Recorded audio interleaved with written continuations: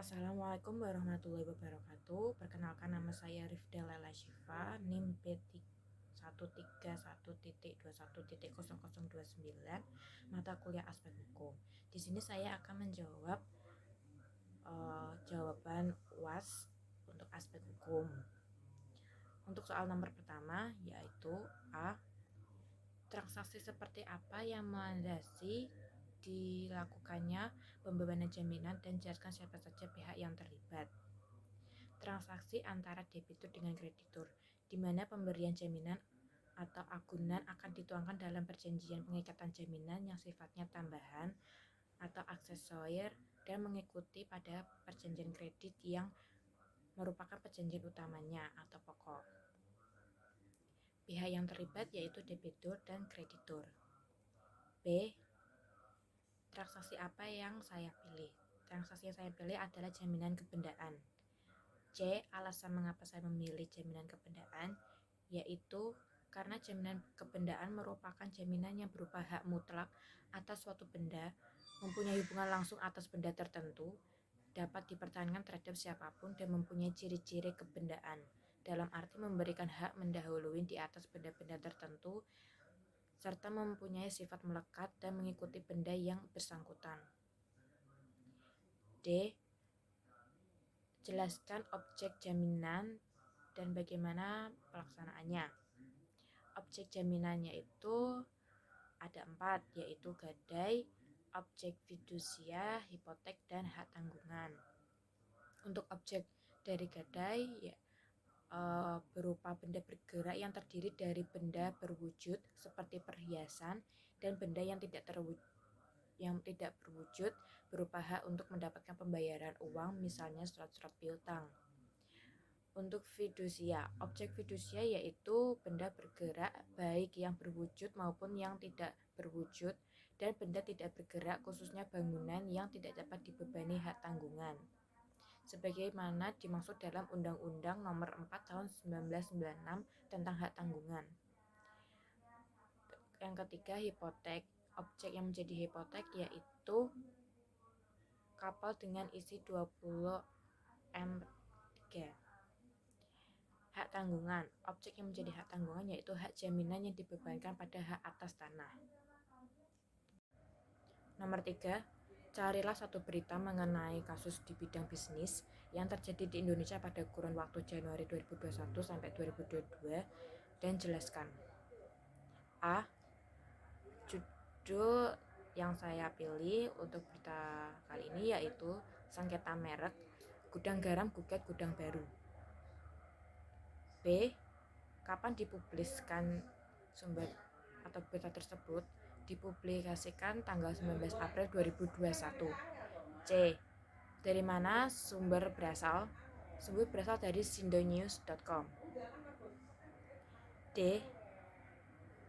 Jelaskan dengan rinci berita yang telah saya pilih. PT Gudang Garam Tbk melayangkan gugatan pada perusahaan sejenis yakni Gudang Baru. Gugatan tersebut didaftarkan Gudang Baru di PN Surabaya. Gugatan dengan nomor 3/PDT/HKI/merek/2021/PN Niaga Surabaya diajukan kepada seorang bernama Ali Kosin sebagai pemilik Gudang Baru pada Senin tanggal 22 bulan Maret tahun 2021 lalu. Diketahui Gudang Garam tidak terima terdapat rokok yang memakai merek dan lukisan mirip dengan milik Gudang Garam. Merek dan lukisan yang dimaksud telah didaftarkan Gudang Garam dengan nomor ID yang telah tercantumkan. Gudang Garam Origin plus lukisan nomor ID yang tercantumkan tersebut, serta merek Gudang Baru plus lukisan nomor ID.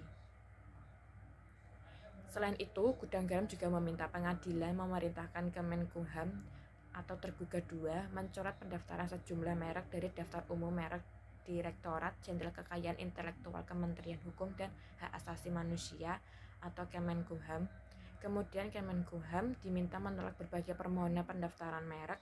Merek-merek tersebut yakni Gudang Baru Origin, dan Gudang Baru yang diajukan permohonan oleh Gudang Baru beserta perusahaan-perusahaan dan afiliasinya. Apabila tergugat 2 tetap mengabulkan permohonan tersebut hingga terdaftar, maka pendaftaran tersebut dengan sendirinya batal demi hukum. D. Bagaimana cara penyelesaiannya yang saya pilih? Saya memilih metode dengan penyelesaian litigasi karena litigasi sendiri merupakan suatu istilah dalam hukum mengenai penyelesaian suatu sengketa yang dihadapi melalui jalur pengadilan. Proses tersebut melibatkan pembeberan informasi dan bukti terkait atas sengketa yang dipersidangkan. Gunanya untuk menghindari permasalahan yang tak terduga di kemudian hari. Masalah sengketa tersebut diselesaikan di bawah naungan kehakiman dalam Undang-Undang Dasar 1945 Pasal 22. Disebutkan bahwa sistem kehakiman di bawah kekuasaan Mahkamah Agung dan badan peradilan di bawahnya. Alasan saya memilih berita tersebut adalah karena bersangkutan tentang sengketa hak merek dagang, di mana salah satu pihak tidak terima jika memiliki kesamaan pada nama perusahaan yang sama sehingga berujung pada pengadilan untuk menuntaskan masalah tersebut, sehingga metode yang baik untuk menangani masalah tersebut yaitu dengan metode litigasi. Nomor 4, berdasarkan paper yang dibuat secara kelompok mengenai materi kepailitan dan PKPU, jelaskan kembali mengenai A. Apa judul yang telah ditentukan serta alasan memilih judul tersebut. Judul yang kita pilih yaitu kajian terhadap kasus kepailitan PT Asuransi Jiwa Kresna. Dan alasannya memilih judul tersebut karena terjadinya konflik antara nasabah selaku pemegang polis asuransi Jiwa Kresna dengan PT Asuransi Jiwa Kresna sendiri. B. Bagaimana proses kepailitan atau PKPU sejak diajukan permohonan sampai selesai? Prosesnya yaitu PT Asuransi Jiwa Kresna atau Kresna Life mengirimkan surat pertama berupa surat penundaan pembayaran polis yang telah jatuh tempo dari salah satu produk asuransi yang berkaitan dengan investasi atau PAYDI kepada seluruh nasabah. Kemudian PT Asuransi Jiwa Kresna mengirimkan surat kedua kepada nasabah yang berisi tentang keadaan perusahaan yang memaksa, yang menjelaskan tentang masalah likuiditas dan perpanjangan pembayaran polis. Setelah itu, PT Asuransi Jiwa Kresna mengirimkan surat ketiga pada nasabah yang menyatakan bahwa PT Asuransi Jiwa Kresna aman membayar polis asuransi tahap pertama sebesar 50 juta dalam kurun waktu 7 hari kerja. Tetapi janji pembayaran ini diundur kembali oleh PT Asuransi Jiwa Kresna. Hal inilah yang membuat nasabah melaporkan tindakan PT Asuransi Jiwa Kresna ke OJK dan mengajukan permohonan penundaan pembayaran terhadap PT Asuransi Jiwa Kresna.